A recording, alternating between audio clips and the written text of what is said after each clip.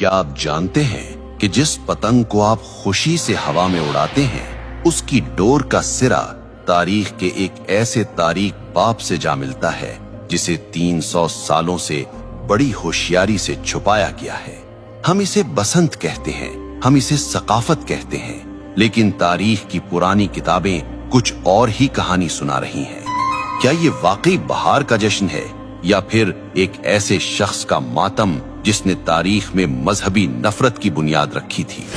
आज हम जज्बात की नहीं, सबूतों की बात करेंगे। आज हम तारीख के उस बंद दरवाजे को खोलेंगे और आपके सामने वो हकाइक रखेंगे जो शायद आपसे हमेशा छुपाए गए।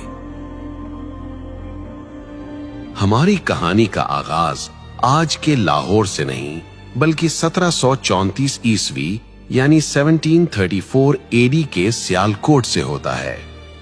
ये मुगल बादशाह मोहम्मद शाह रंगीला का दौर था। सियालकोट के एक मदरसे में मुस्लिम और हिंदू बच्चे साथ पढ़ते थे। तारीखी किताबों के मुताबिक एक दिन बच्चों में बहस छिड़ गई। मुस्लिम बच्चों ने अपनी रवायात की बात की तो जवाब में एक हिंदू तालिबे इल्म हकीकत राय ने कुछ ऐसे अल्फाज कहे जो इंतहाई गुस्ताखाना थे। उसने नाउज़ुबिल्लाह नबी करीम सल्लल्लाहु अलैहि वसल्लम की लख्त जिगर सैयदा फातिमतुज़ ज़हरा रज़ी अल्लाह अन्हा की शान में नाजेबा कलिमात कहे। ये बात पूरे शहर में आग की तरह फैल गई। ये वाकया कोई अफसाना नहीं है, इसके सबूत तारीख की मुस्तनद किताबों में मौजूद है। लाला सोहन लाल सूरी जो सिख दौर के सरकारी मौर्रिख थे, उन्होंने अपनी किताब उम्दतुत तवारीख की जिल्द अव्वल में इस वाक़े को तफसील से लिखा है। इसी तरह मशहूर मुसन्निफ गणेश दास वडेरा ने अपनी किताब चार बाग़े पंजाब में इस गुस्ताखी का जिक्र किया है। मामला हाकिम लाहौर जकरिया खान के पास गया। हजारों का मजमा अदालत के बाहर मौजूद था। शहर के काजी ने फतवा दिया कि इस जुर्म की माफी सिर्फ एक सूरत में हो सकती है कि हकीकत राय इस्लाम कबूल कर ले, लेकिन उसने इनकार कर दिया। कानून के मुताबिक उसे सजाए मौत सुनाई गई और तारीख बताती है कि जिस दिन हकीकत राय को सजा दी गई वो बसंत पंचमी का दिन था। अब यहाँ ये जानना जरूरी है कि बसंत पंचमी असल में है क्या। हिंदू तकवीम के मुताबिक ये बहार की आमद का पहला दिन होता है। बसंत का मतलब है बहार और पंचमी का मतलब है पांचवा दिन। ये दिन इल्म और फन की देवी सरस्वती की पूजा से मंसूब है। इस दिन हर तरफ जर्द रंग नजर आता है। लोग जर्द कपड़े पहनते हैं और पीले पकवान बनाते हैं, क्योंकि जर्द रंग सरसों के खिलते हुए फूलों और जिंदगी की अलामत समझा जाता है।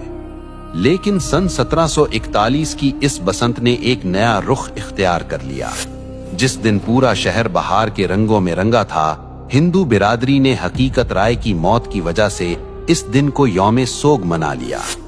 कहा जाता है कि उसकी याद में उन्होंने आसमान की बुलंदियों की तरफ पतंगें उड़ाना शुरू की ताकि उसकी रूह को खिराज तहसीन पेश किया जा सके और ये पैगाम दिया जाए कि एक मासूम की रूह आसमानों की वुसअतों में आजाद है। ये था वो बीज जो एक मजहबी जश्न के अंदर एक खास वाक़े की याद और नफरत की जमीन में बोया गया था। लेकिन हैरत की बात यह है कि वो दिन जो एक मौत के दुख में सोग के तौर पर शुरू हुआ था, वो वक्त की धूल में दबकर एक अजीमुशान जश्न में कैसे बदल गया। वक्त का पहिया घूमा और पंजाब में सिखों की हुकूमत कायम हो गई। ये महाराजा रंजीत सिंह का दौर था। रंजीत सिंह ने देखा कि बसंत का त्यौहार लोगों में मकबूल है। उन्होंने इस मजहबी सोग को एक शाही मेले में बदल दिया। तारीखी रिकॉर्ड्स बताते हैं कि महाराजा हर साल इस त्यौहार पर लाखों रुपए उस जमाने के पतंगों और इनामो इकराम पर लुटा देते थे। यहीं से मुसलमानों ने भी अनजाने में इसे महज एक कल्चरल इवेंट समझकर मनाना शुरू कर दिया। वो भूल गए कि इसकी बुनियाद कहां रखी गई थी। फिर 1849 में अंग्रेज ब्रिटिश राज आ गए। उन्होंने देखा कि ये मेला मकामी लोगों को मसरूफ रखता है, तो उन्होंने इसे और हवा दी। अंग्रेजों के दौर में लाहौर के अंदर बाकायदा बसंत क्लब बन गए। छतों पर होने वाली पार्टियां और होटलों में होने वाले रक्स अब लाहौर की पहचान बन चुके थे। 1947 में पाकिस्तान बना, लेकिन अफसोस हम जमीन तो ले आए मगर कुछ रस्में सरहद के उस पार से अपने साथ ले आए। और फिर इस त्योहार ने अपना असली खूनी रंग दिखाना शुरू किया। आजकल एक दलील दी जाती है कि जी हम केमिकल डोर इस्तेमाल नहीं करते, हम तो सादा धागा इस्तेमाल करते हैं। ये एक बहुत बड़ी गलतफहमी है।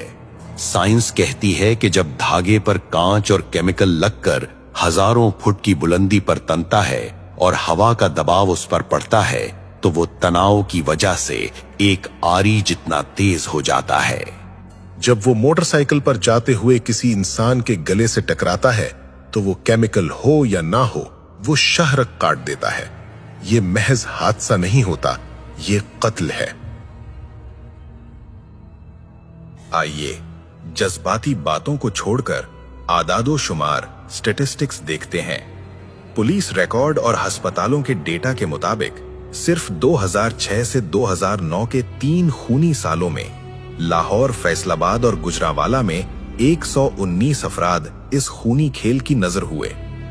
इनमें 40% से जायद वो मासूम बच्चे थे जो पतंग लूटते हुए छत से गिरे या सड़क पर गाड़ी के नीचे आ गए।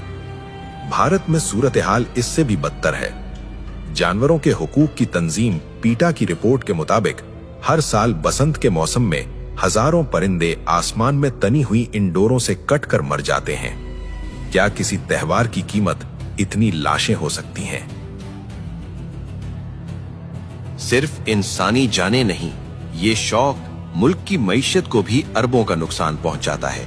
वापडा की सरकारी रिपोर्ट्स के मुताबिक धाती डोर गिरने से ट्रांसफार्मर्स ट्रिप कर जाते हैं और तारें शॉर्ट सर्किट हो जाती हैं। माजी में एक एक रात में लाहौर जैसे शहर को कई कई घंटे अंधेरे में डूबा रहना पड़ा।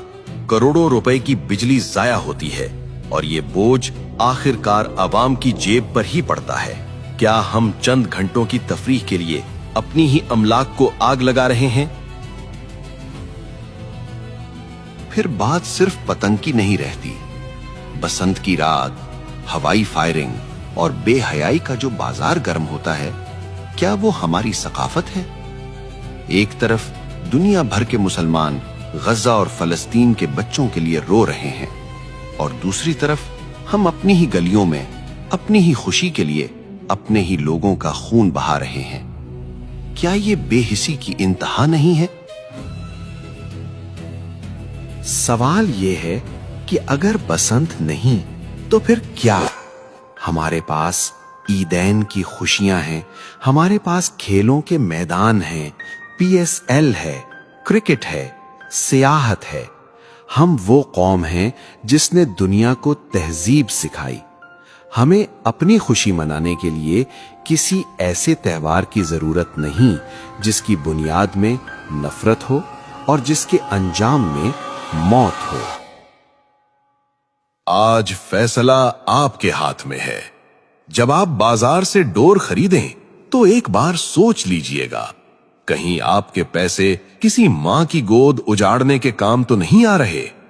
ये पतंग की डोर नहीं कट रही, ये हमारी अकदार कट रही हैं।